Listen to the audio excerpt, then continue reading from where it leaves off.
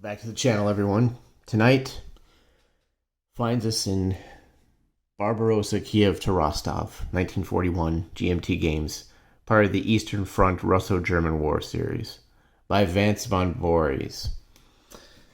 We find ourselves tonight with the sad, sad tale of the German 125 chit, about to get barbarously overrun by a large stack of Soviet armor. One of the things I never covered in my Eastern Front learning series, not that I'm really teaching anyone, more I'm teaching myself, wasn't a standard overrun. So after doing overruns in OCS, I decided to see what the overruns were like in this game. And I thought I'd set up a few examples. And we're going to use our poor German, this 125 unit, this regiment here, who's about to suffer a very sad fate as he gets steamrolled, for our example. Minding his own business, kind of just taking care of the field kitchen, and some bad things happen just outside of Kharkov. What we have here is an overrun with some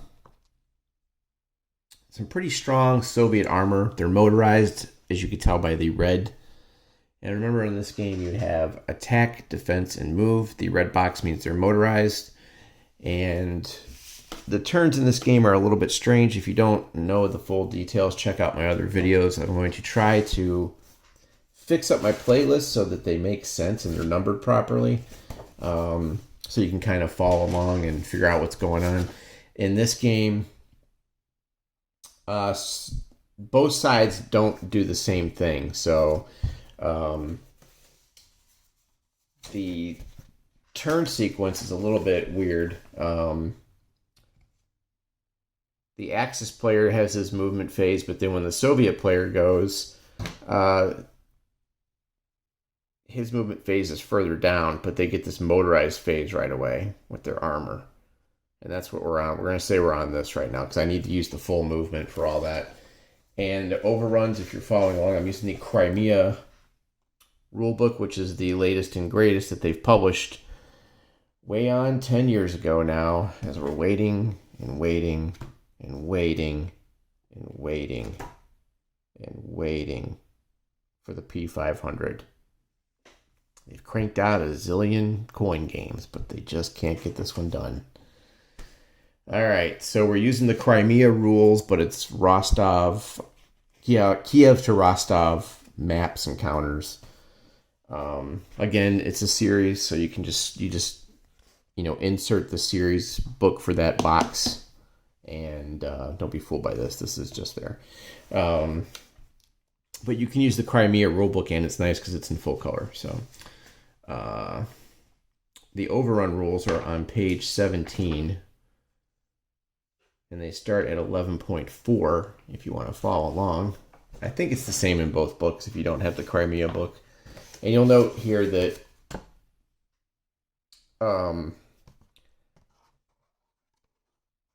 during the Soviet motorized phase, they can move their full MA. So motorized movement phase, motorized units, full movement allowance. Other times, not so much, and they have to be released by a headquarters, but you can check out my other videos for that. So I just wanted to make sure this video was doable, We have the 10th Armored Brigade, the 47th Tank Division, and the 11th Tank Division. The stacking limit in this game is 10 in a hex, and headquarters and some things like that don't count. So here we have 4 and 2 for a total of 10. And yes, this is going to hurt. This demarcation here is Russia and Ukraine. This is a minor road. This is I forget what they call I don't think they use road. Is the road just a road in this? They might have some different designations here. Minor road, main road, woods, major city, town of Lipsy right here. Lipsy. And there's a few scattered towns here, some railroads. All right, so we have 10. Here's your stacking size right there. Let me just maneuver this. The black number here. Here's a German regiment. It's a 125. It's not even more than one step, but it does have a 2 stacking amount there. All right, so we're going to do an overrun and show you guys how it's done. And I'll be doing some more tutorials for this system. I'm going to switch systems coming up the next few weeks. I have an OCS game going on behind me, and I'm going to play this because I love this system. I just can't get enough. Just can't get enough. All right, so overruns. There's some particular rules before you can even do an overrun in this system. Let me see if I can find the chart. It sums it up real easy. First, don't even think about it. If you are German playing the Wehrmacht and your odds are not at least 5-1,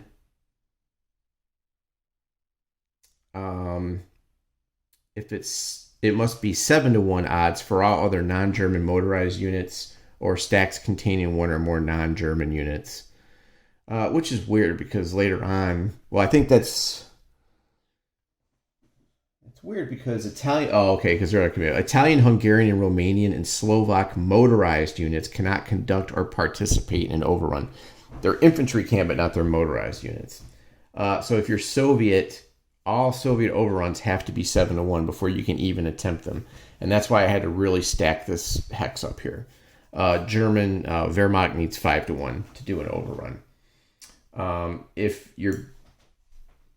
There's a thing called untried units in this game, and they're like, you put them question mark side up and you can flip them over when you engage them. If that causes the odds to be tipped, the overrun's canceled. So, if something weird happens, I don't know. But anyway, you cannot overrun during mud, snow, or Arctic weather. We're just going to say it's dry and clear. It's like the perfect setup right now in this one. And again, the overruns, your typical overrun rules, you cannot be conducted through major river hexes, lake hex sides, in the mountains, or alpine. A swamp hex can only be targeted during frost weather, so it freezes over and then you can do it. There's one weird rule. You cannot conduct an overrun from a hex where the ZOC is overlapping from an enemy. So just to change this around real quick. Say this German unit wanted to do an overrun, completely unfeasible. And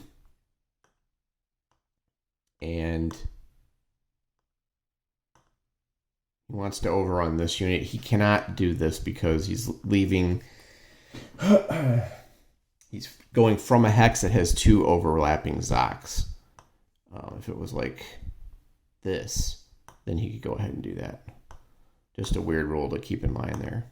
Of course, that's completely not, feasible with that unit setup, but that's what they mean there. So we'll just pretend this unit is guarding the northern road to Kharkov. Not that this would happen, but anyway. All right, so artillery units cannot conduct overrun or be a part of a stack conducting overrun. So you can't move artillery along with your stack and then try to do that. Basically, here's what you do. You move the stack adjacent, and in this game, now OCS, remember, it's 3 movement points to do an overrun. In this game, it's 1 MP plus the terrain cost for the target hex. So let me get so like here it's 1 MP, so it's 2 total. If it was here, you would pay for the woods, which is motorized is +2 when it's dry, plus the 1, so it would be 3 to overrun into this hex. But we're going to be right here, so it's just 2 right now. 1 for clear. Oh, actually, it might be 1/2. I've already got myself stumped. Do we get to count the road? Let's see.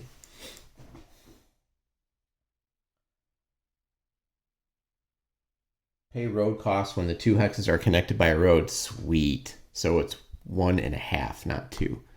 So in this game, you get to use roads. OCS, you don't.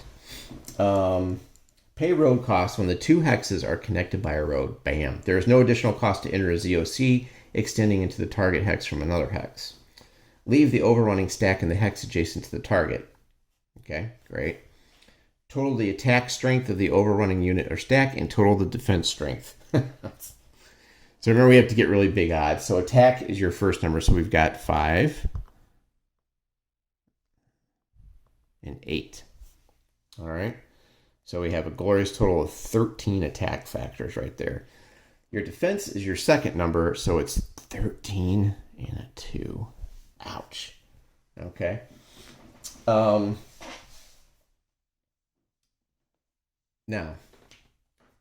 this is where it gets interesting. You figure out DRMs according to what your odds ratios come out to. Okay.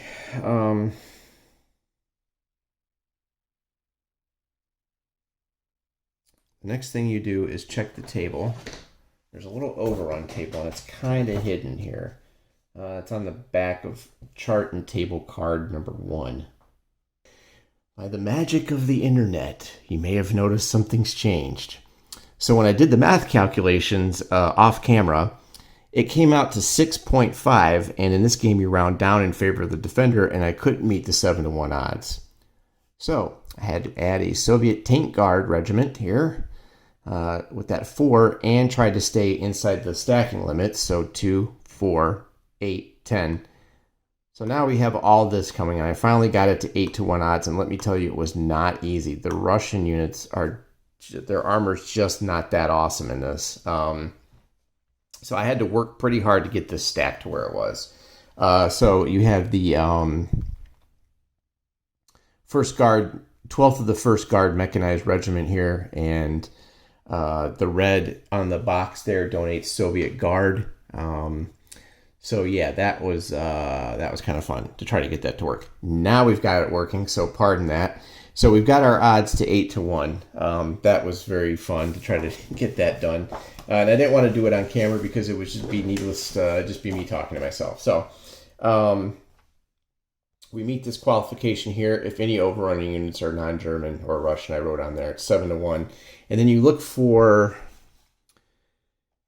die roll modifiers. Now, Germans get some interesting modifiers depending on their odds, but everyone else, not so much. I need 9-to-1 or 12-to-1. The lower you roll on this, the better. And so I don't even get a bonus for having 8-to-1. All right, so let's continue with the overrun. And that is our current situation there, and let's keep going. All right, so like I was saying, I finally got the odds up to 8-to-1 for the Russians. So that confers no modifier, no bonus DRMs. The next thing you have to look at is whether or not there's any defender conditions that might add to the DRMs. If the overrun hex already bears an overrun marker, they're going to have a -1 to the roll. So if you're overrunning a target and then hitting it again, it's a -1. If all the units that are being overrun are cavalry, artillery, or HQ, or any combination, that's going to be another -1. Mainly because those are your backline units. And they're pretty well set up, so they're not going to, be ready to get out of the way of an overrun. You kind of just plow right through them. If your defense strength is 4 or greater, you get a +1 penalty to the roll. Remember, the lower the better in this instance. And if the overrun hex or the hex side terrain is river, fortified line, hills, marsh, woods, city, strong point, it's a +2 to the roll. So we don't have any bonuses or negatives. There's nothing for the odds either. You can see right here. If it was German, we would be -1 So you tally up your DRMs, right?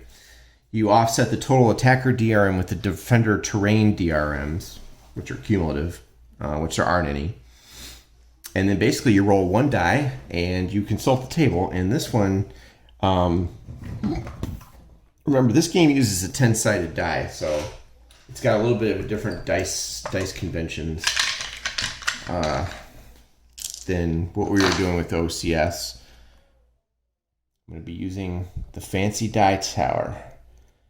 Oh, yeah, look at that. Look what I do for my viewers. And thus, we roll a die. No modifiers. The sad tale of the German 125 chit will come to an end right here with this die. Oof, the worst possible. A 1 is pretty good. It is successful. The stack in the overrun hex loses a step and is retreated 2 hexes. All right. Again, we're looking at that right there. Greater than, less than 2. There's your result. Now, it's going to cause a problems for the poor 125 chit, who is the hapless victim in my example here. It's a sad, sad day for the 125 chit, as he is eliminated. They will advance into this hex, and the Soviets are once again right outside Kharkov. And that is an overrun. It's pretty simple. So in short, you will get your DRMs and all your fun stuff together right there according to this table. Now, if it had been, for example, into the woods here, let's just say we're going that direction.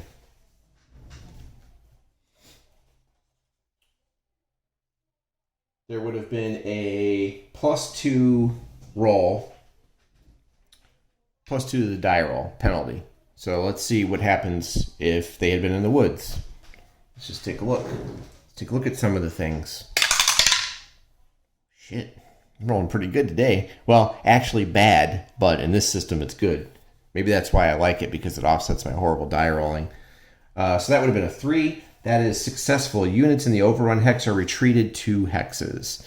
So they would have to fall back like so, and they would move up. Now, if you survive an overrun, what happens? Easy. 1 second, let me get that ready. I should also point out that when you lose a step, you'll notice that on the chart here it says loses 1 step for the stack. You only lose 1 step is removed from the defending unit or stack. Units removed to satisfy step losses are placed in the cadre box. You only lose 1 step for the whole stack. You don't lose a step for each unit in the stack. And then pretty much, yeah, I mean, that's about it, really. It's pretty simple. It's not that bad. So you just got to kind of mark your units and keep going. And like I was saying, the as long as the hex qualifies as a target hex, the enemy units in that hex can be the object of more than 1 overrun attempt. Even if the first overrun was not successful, other qualifying units could also attempt to overrun the target. After being retreated in an overrun, that same defending force could be the object of additional overruns by the same successful group of overrunning units or other groups. So, okay, if you're lucky enough to survive, you get one of these markers that I can't seem to focus on. Anyway, it's an overrun marker. You can see that right there. That'll go on top of the unit. And the effects are listed on the marker.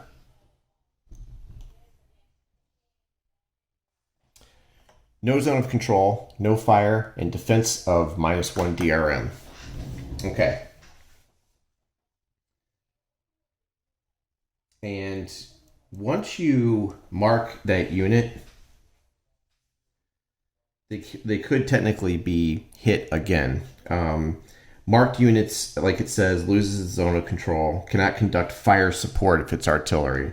It doesn't mean that it can't fire. And it's not eligible for reaction movement. Additionally, attacks and overruns against the unit that already have it receive another -1 DRM. So it's just kind of on there to let you know what's going on out there. Remember, the overrun, you have to pay the terrain cost and 1. So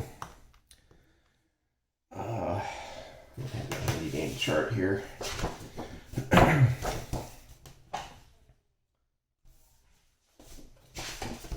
If that's woods, that would have been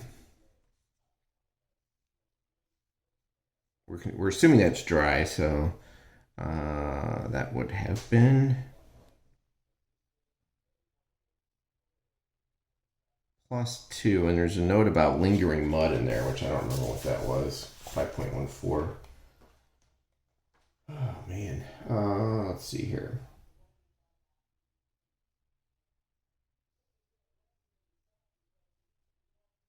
Oh, possible mud results. Okay.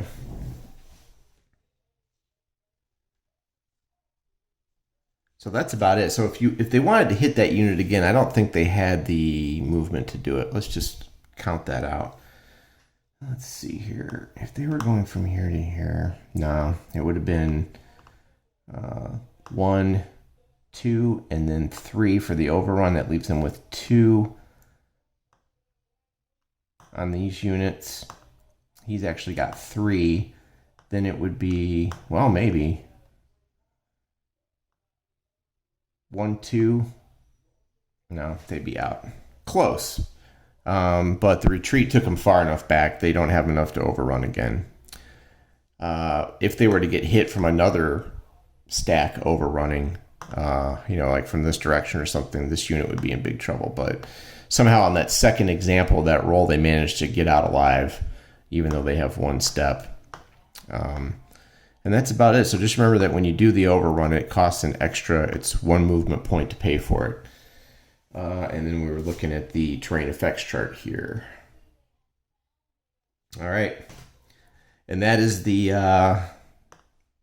poor German Infantry 125 chit, the bane of everyone's little, hey, we need a unit to push around in an example. Let's use one of these guys.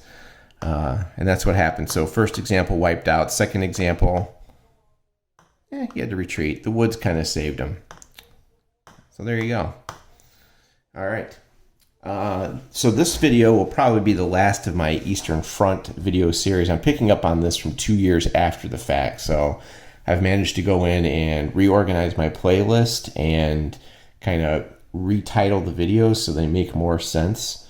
They should be labeled 1 through 6 in the playlist. And then there's some examples of play that I did a long time ago before I did like semi-tutorials. It's mostly just me playing Army Group North. But if you want the full thing, kind of just follow them in order, 1 through 6. And then I might do a little bit more later on this week, and we'll see how it goes. And at the same time, I'm playing OCS on the table behind me. So I'm playing both systems, and we'll see how that goes in terms of how my brain works by the end of the week, if I'm completely fried or not. So, all right, I will be setting up. What I wanted to do again in this game is go through the complete tutorial scenario again, because I didn't really complete it the last time. I didn't finish it. So I think I did Army Group North and I did the Rostov scenario, which is not the most exciting thing. There's not a lot of movement involved. I want to do the one where there's a little bit more moving and things like that on it. So, all right. I'm going to put this up with the rest of my videos. Thanks for watching, and let me know what you think.